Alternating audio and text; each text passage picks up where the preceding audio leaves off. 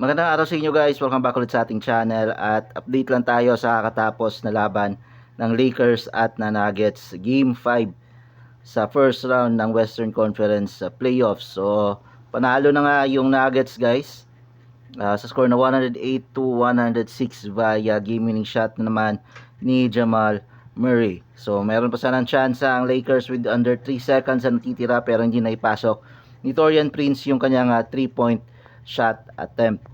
Okay, so natapos na ng Nuggets guys yung series na to 4-1 and sila yung mag-a-advance sa next round. Ang mga kalaban nila ang naghihintay na number 3 seeded team ng West na Minnesota Timberwolves at sina Anthony Edwards, Rudy Gobert at Karl Anthony Towns. Okay, so magandang matchup to guys, ano, kasi yung matchup, merong matchup sa big man at saka mayroon ding matchup sa mga guards.